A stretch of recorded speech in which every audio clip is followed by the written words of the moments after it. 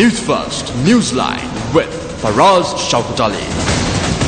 Hello there, a very good morning and welcome to this edition of Newsline. We're coming to you live and direct from our Newsfirst studios here in Colombo. Today we will be focusing on a very important topic. We have a special guest in our studios this morning. Let's say good morning to him. Good morning to you, Professor Kanis Rajah. You're a senior professor in entrepreneurship and innovation. Thank you so much for being on our show. Well, thank you for inviting me. It's a pleasure to be here in your great country. Professor Rajah, entrepreneurship and innovation. This is something that is very important to Sri Lanka at this present juncture, given the fact that we are moving towards development in the aftermath of a bloody civil war that lasted almost 3 decades. How do you see Sri Lanka moving towards that direction successfully? Well, clearly, if we take it from the standpoint of creating new jobs and wealth, enterprise innovation is the right way to go. There's absolutely no question that Sri Lankan citizens are hugely creative people, very resourceful. In fact, one observation I had upon arrival is that, notwithstanding all the news one hears abroad, I couldn't find anybody being idle. So everybody's doing something. But the big question is, what and is this creating enough value? So in that context, value in having a coffee shop or hairdressers is not good enough. I think in a digital economy, it's a fast-moving economy and a globalized economy, Sri Lanka has a real opportunity to mobilize its talent, use more new thinking, new ideas, and create entrepreneurs that can contribute to its growth. Professor, how do you suppose we could do this, especially given the fact that, as you said, this is a digital economy that we're moving towards? But the skill set that Sri Lankans have, do you think there is a gap between the two? Yes, it's very fascinating because I was going through the report of the François Clotet, who was previously, I think she just stepped down from being World Bank Country Director for Sri Lanka. It was a fascinating report about 2 years ago, which identified that Sri Lanka's aspiration is to become a knowledge hub, to become, get more strongly into aviation, maritime technology and so on. However, there is a gap between Sri Lanka's aspiration and the skill sets of its young. Of course, university education is wide and available. I think at least 20–30% of the young can go on to university education provided by the state, which is huge. However, it's not good enough to just be educated. You must have the entrepreneurial skill set. And I think François Clotet's report also identified it's the ability to do things, to take education and to leverage it so that you can start an enterprise, to start a business, or if you're working for an organization, to be able to mobilize the resources of the organization in such a useful way that it creates new value. And there's a little gap that's evident. Professor Rajah, how do you see the government's role should be in this whole process? I mean, should the government not encourage entrepreneurs more? And if so, how does the government go about doing this? Well, if you just look anywhere, all developing economies, and in United Kingdom, developed economies included, the small entrepreneur or the micro-entrepreneur culture is very vital. In most countries, 90% or more of the businesses are made up of micro-entrepreneurs. And many of these then go on to grow to become small businesses, and the few break through to become large corporations. And Microsoft, Apple, these are classic examples of businesses which started in the back garden or in their bedrooms. So when you come into Sri Lanka, what is fascinating is, I did a comparison between Sri Lanka and relevant economies. In Sri Lanka, there was no clear definition for a micro-entrepreneur. The different ministries had their own idea of what a micro-entrepreneur is. And so typically, if you take manufacturing, Sri Lanka, it says someone who earns less than $6,500 is considered a micro-entrepreneur. Now, at the end of a year, such a person, the very thought that he or she might be able to take their families for a 2-week holiday to Kandy or to Galle and stay in a 5-star hotel and come back refreshed and to carry on. I mean, this is unthinkable. Whereas we look at India, the comparable position is it's about $37,000 for a definition for a micro-entrepreneur. And in the United Kingdom, European Union, it is 2 million euros definition for what defines a micro-enterprise, micro-entrepreneur. Now, someone in Europe will be able to come to Sri Lanka on a 2-week holiday, stay with his or her family in one of the most beautiful beach holiday resorts, and then go back and just carry on, better for it. So huge disparities. But important within all this is, in some of these other economies, India, South Africa, where I spent 3 years as a dean of a business school, the government makes available facilities for micro-entrepreneurs.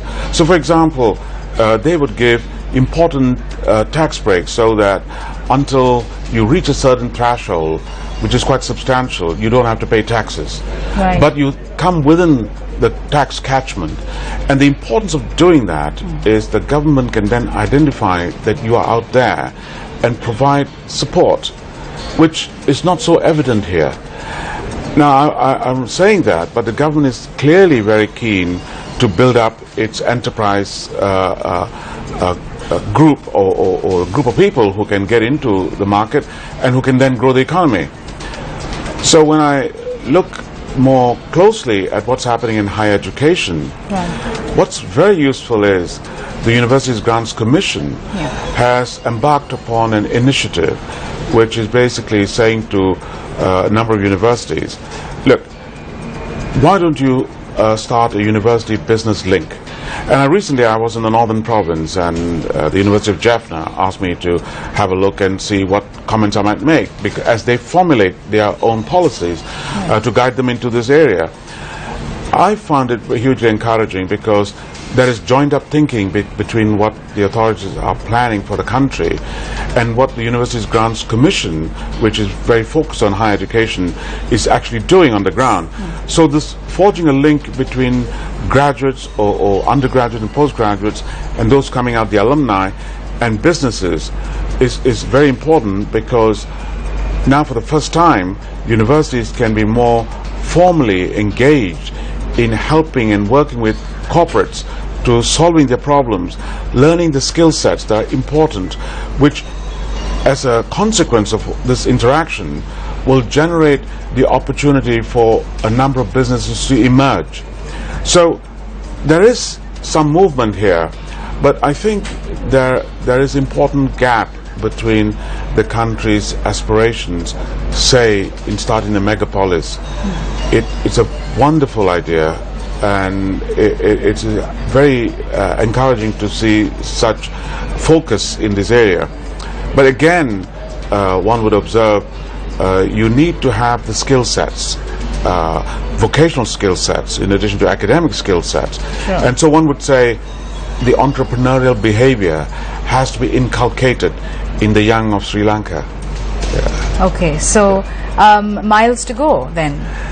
Yes, but I think we mustn't underplay the enthusiasm with which the authorities, the government is pursuing the goal to grow its economy within the digital age, and the commitment that one sees evident, but the activity on the ground has to increase. When you think in terms of higher education, we mustn't forget many being taught in the universities and schools today are being taught by people who have been brought up during the industrial age. Sure. where everything is memory and, you know, how much can you put down on paper at the end of a year. But these days we are really trying to find out, look, do you know where the information is? Are you well connected? Do you have a network around you? Can you fool around until you get that idea that works for you? Now, we need to be better engaged with this type of education. Professor, according to your expert opinion, if we juxtapose the digital age, digital technology, with what we call the islander mentality, Yeah. do you think there is a disconnect? Do you think we can sort of forge ahead despite the islander mentality? Well, of course, there's enough examples of that. To say the least, Singapore is an island mentality. Well, United Kingdom is an island mentality. And Singapore is really, you know, it's about 1/70th the size of Sri Lanka, but it has 5 million population. You have a 20 million population. You look at Singapore's per capita, it's something like $56,000 and Sri Lanka's is $3,700. So there's a fair way to go. But the important thing is, you mentioned earlier on, you've had 30 years of a very difficult period you're coming away from. One shouldn't underestimate the difficulty that has caused, and what is in the way it has affected the average Sri Lankan. So it is to come to manage that, at the same time to look forward with ambition. And so some of the policies articulated, as I see, for economic development. For example, the President, before going to Davos earlier this year, was talking in terms of, again, the megapolis will have 8 million people connected within it, which will generate important jobs, high-value jobs, and so on. Now, the megapolis idea, there are two parts to it. There's a 2020 milestone and the 2030 milestone. And coming back to per capita, the idea that we go from about $3,500 to $7,000 in the next 4 or 5 years, even if you get close to it, it's a very important improvement. And whether or not Sri Lanka would get to $30,000 by 2030 is again very much dependent on its educational system, the resolve of the government to mobilize all the ministries to think with joined up thinking, so that, coming back to the definition of a micro enterprise, that the country must be quite clear who is a micro entrepreneur, how is such a person to be supported. If 90% of the population or 95% of the population is into some kind of revenue generating activity, well, what are the standards that it must adhere to? What's the support mechanism that's going to be available? So all of these things can conspire. And when you talk about a digital economy, it's about connectivity. It's about space, time, and mass blurring. You know, you could be sitting in London and I could be sitting in Japan, and we could be having this conversation very eloquently and in a very endearing way, without feeling the loss of space or distance.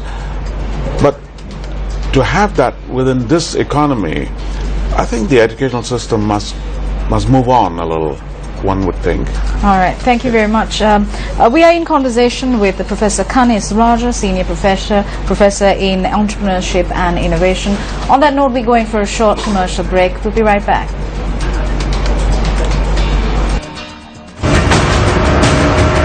If you're just joining us, welcome back. This is Newsline. We're in conversation with Professor Kanis Rajah. He's a Senior Professor in Entrepreneurship and Innovation. We're delighted to have him with us in our studios. Professor, how does agriculture fit into the digital economy, given the fact that Sri Lanka is mainly focused and based in agriculture? Now, this is a very important area. Clearly, what we find now is smart technologies permeating into agriculture. So we have agribusiness working with smart technologies. When I say smart technologies, I mean technologies such as using drones in agriculture.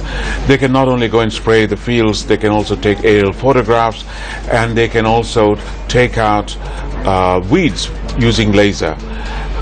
Equally, when you look at remote technologies, we can monitor what's happening in the field or in the milking parlor, convey that data into a base in the farm, and collection of big data here, use quantum computation, convert this into usable knowledge, and the farmer sitting in the farm, if need be, can press a button and start the tractor, which is driven remotely.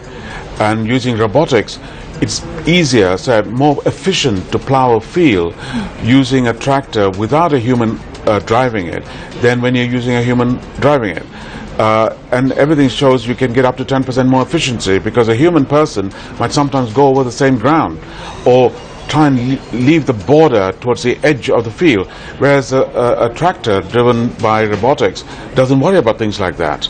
So there's that. But also, if we look at Sri Lanka, in the Sri Lankan context, let's just talk about some basics.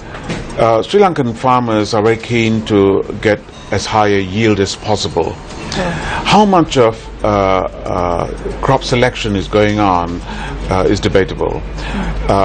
I'm not advocating using genetic crops per se, although I'm completely open-minded about the use of genetics in crop cultivation. But what I'm talking about is selection, and then when you're growing these crops, crop rotation and so on, the use of fertilizer. Some of the reports I've read suggest that the soil is becoming poisoned with excess nitrates. And there's a lot of wastage because you fertilize the ground, rain comes, it gets washed into your aqua system, and underground water gets polluted as well. So problems are being developed for the future. Some grounds are already affected badly. And I would say, I was in Korea, South Korea recently, and I went on to Australia, where they are embracing hydroponics technology, vertical farming, where a lot of the crops are grown within buildings or grown within tunnels, polytunnels, right, with very closely controlled conditions. So you can control the amount of water you're using. Nutrients, nothing is wasted, it's recycled back. Surplus is collected, it's drained and recycled back. You are able to monitor temperature, and so again, if you have darkened polytunnels or in buildings, you can control daylight, so crops can be grown 24 hours, 7 days a week, 12 months. You can have no stops, you can have all types of crops as you wish. And I've also visited Spain and Portugal, and just looking at berries, blackberries, blueberries, raspberries and so on, the market for berries is growing into the billions of dollars and shipped all over Europe and the US. And Asia is getting a taste for berries. A lot of these berries are being grown in polytunnels and using hydroponics technology. So coming back to Korea, for example, one of the provincial government, Suwon provincial government, is investing in hydroponics technology in vertical farming, so that over the next 10 years it will be able to have IP, intellectual property, in light technology, in temperature control, in the way that these tunnels are designed, so that you can have high yields, you can have crop rotation throughout the year, and agriculture that serves the needs of the nation. And why such technologies are important, and why a country like Sri Lanka needs to look at this is, you see, over the next 20-30 years, it's evident the world population is going to grow by another billion and a half. And estimates suggest to feed an extra 1.5 billion people, you need land space the size of half of South America. Or you have vertical farming. Right. But vertical farming requires new technologies. So coming back to Sri Lanka, there are lots of people, small holdings, farmers with 1 or 2 hectares, and it's difficult for such farmers to afford technology. Sure. I think here the government has a useful role to play through its departments of agriculture. Universities, faculties of agriculture have useful roles to play. Education must be directed to dealing with the problems that the country is currently grappling with, but also to set itself goals like the megapolis, have its own megapolis for agriculture, and it could be nationwide.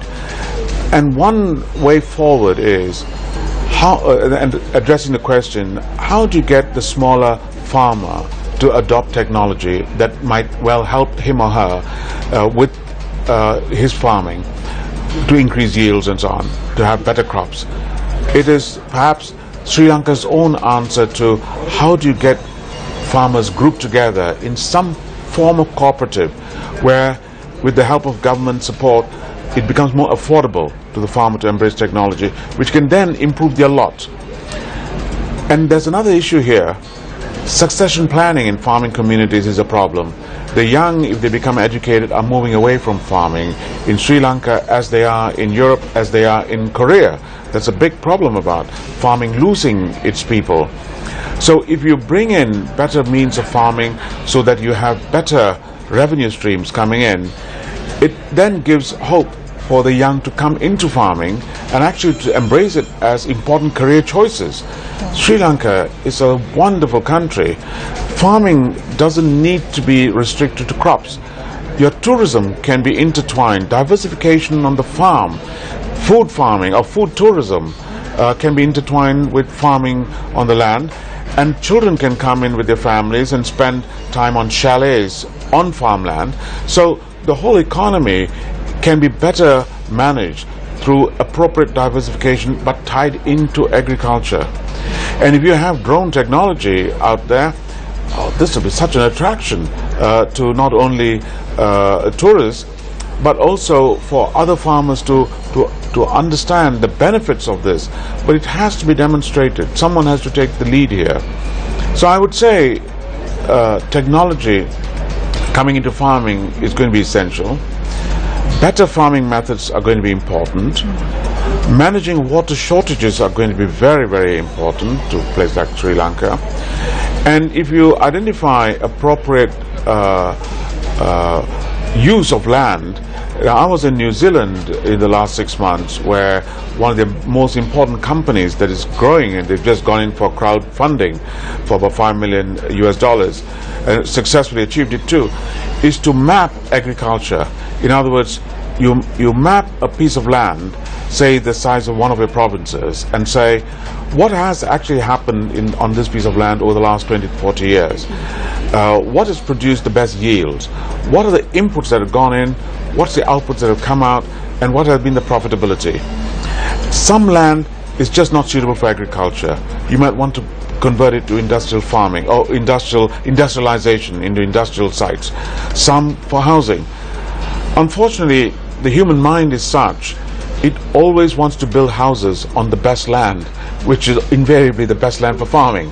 So better management of the land is going to be very critical. Professor, getting back to the megapolis, do you think that Sri Lanka, in the current economic, socio-political situation that it is in at present, do you think it is too ambitious of a project to have undertaken? And do you think the Sri Lankan public is ready to move on to a megapolis kind of mentality, in your expert opinion? It's a very, very important area you've touched on. And let me just start off by saying, I think it's absolutely right that the government should be ambitious. I think it should aspire for greatness for a country like Sri Lanka. It's not a very big country, but what you have is a hugely blessed area. And going into the into the digital age with the megapolis is absolutely right. And if it gets a good distance towards it, and there's everything to say that it will achieve it, of course, because we touched on another point by default, which is Sri Lanka ready for it? Now, Sri Lanka has been exporting its best brains for the last 100 years or more. Malaysia, Singapore have been built on, in part, to Sri Lankan brains being there. The United States, Europe, and so on are having huge numbers. Canada, huge numbers of Sri Lankans doing extremely well. In the United Kingdom, we have vice chancellors of universities who are Sri Lankans. Yeah. So the educational system here is right. It needs further to take up more relevant training of its young, to have it directed towards the needs of the megapolis has to be an absolute priority. There's some movement in that direction. The work of the University Grants Commission, as I was saying earlier on, the more I look at what's going on, I think it has identified appropriately what it must do. Now it's for Sri Lanka to come together. One thing is also being said, and I observe this as I go around talking to various people, business leaders as much as academics and educators. The average Sri Lankan graduate is a very intelligent, very competent, able person.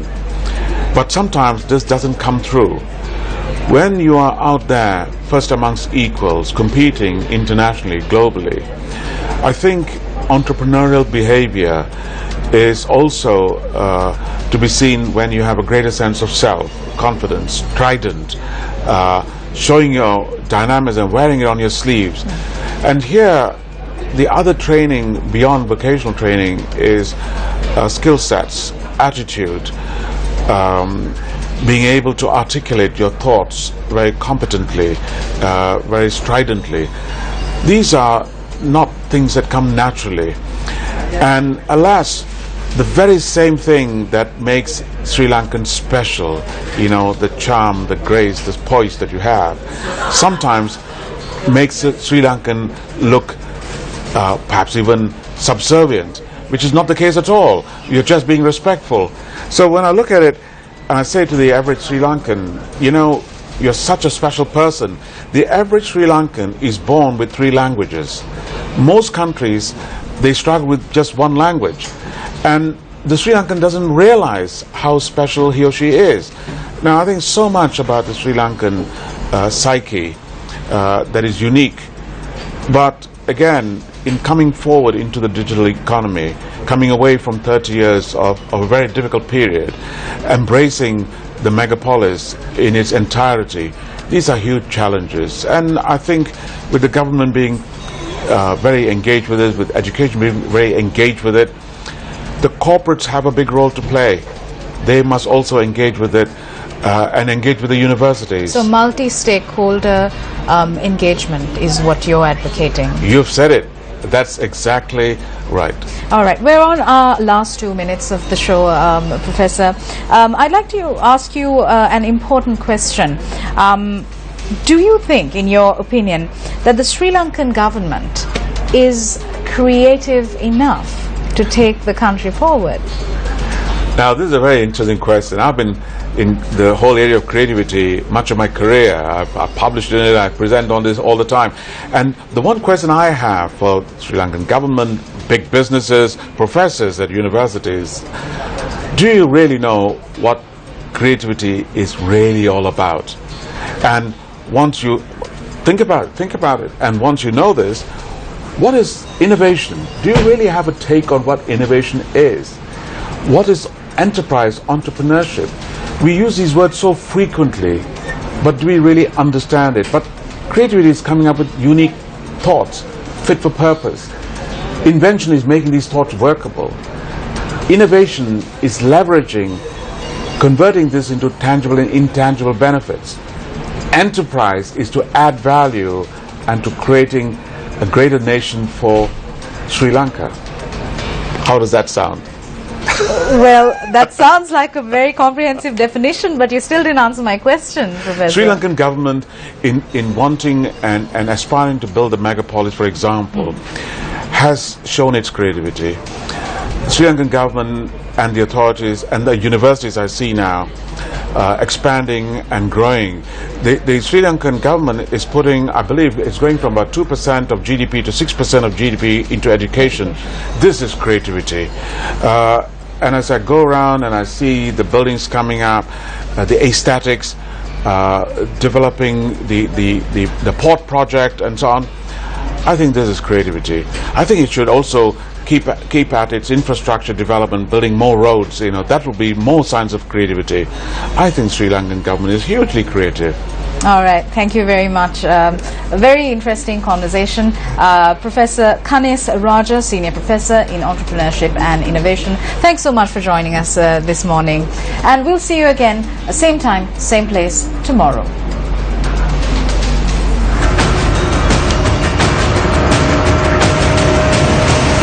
Newsfirst Newsline with Faraz Shaukat Ali.